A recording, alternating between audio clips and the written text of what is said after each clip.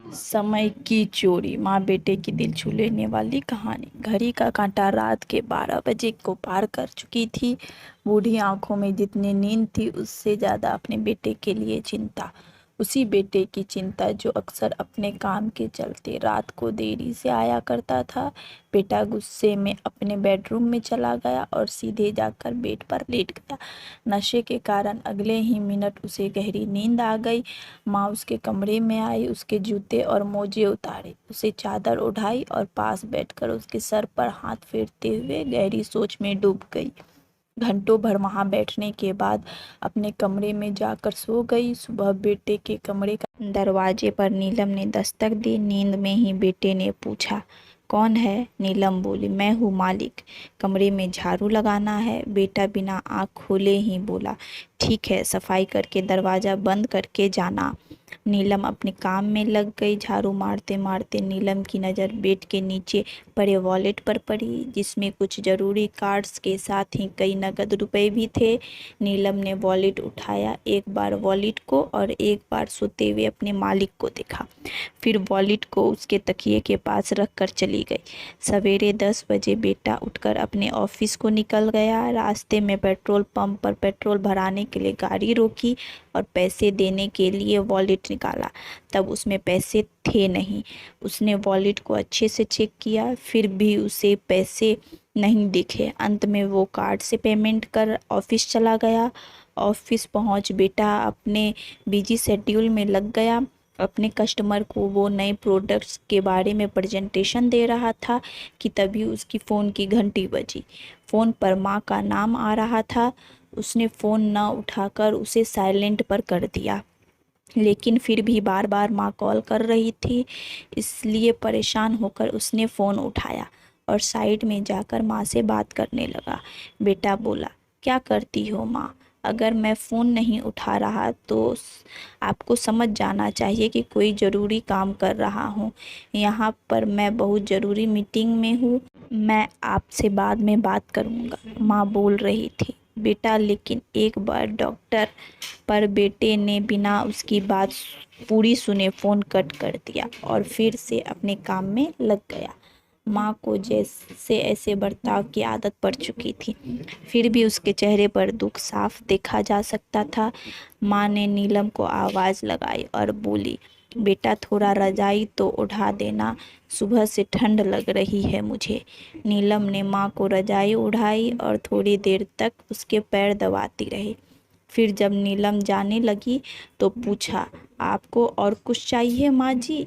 माँ जी हिचकिचाते हुए बोली, बेटा मैं जानती हूँ तुम कई और जगहों पर काम करती हो, लेकिन क्या तुम थोड़ी देर और यहाँ बैठकर मुझसे बातें कर सकती हो? नीलम बोली, हाँ माँ जी, क्यों नहीं।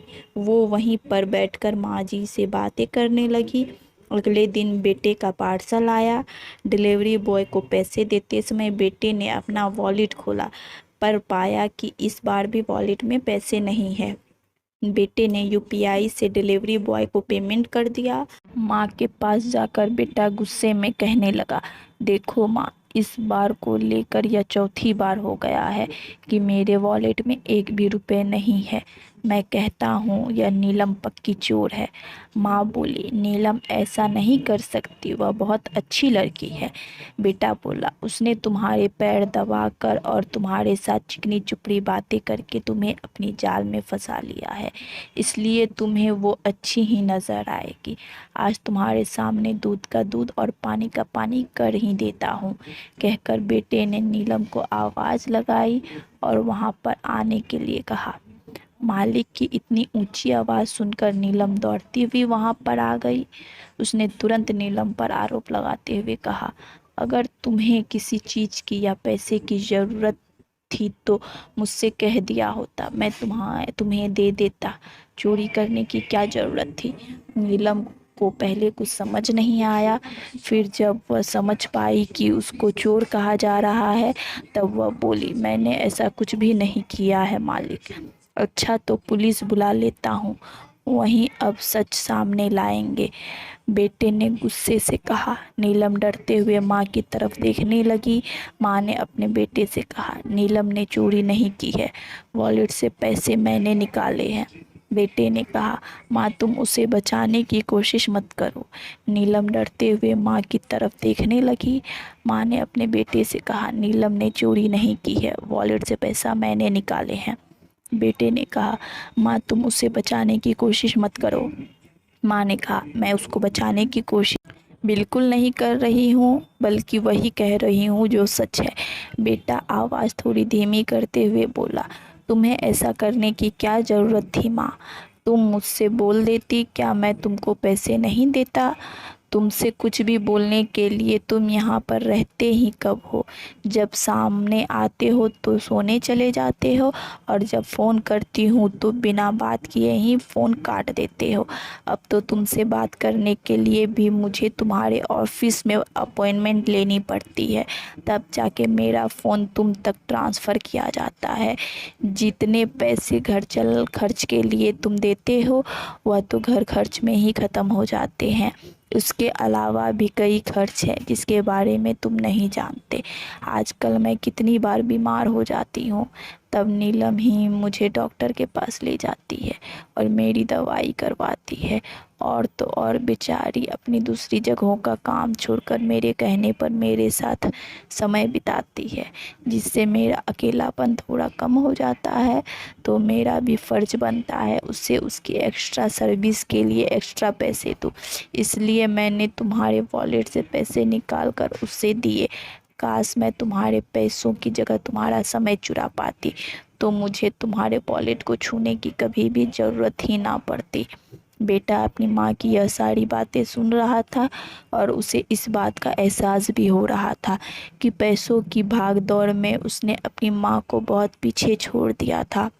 बेटे ने अपनी माँ की माफ़ी मांगते हुए कहा, देखो माँ, मैं समझ गया हूँ कि मैं बहुत गलत बर्ताव कर रहा था आपसे।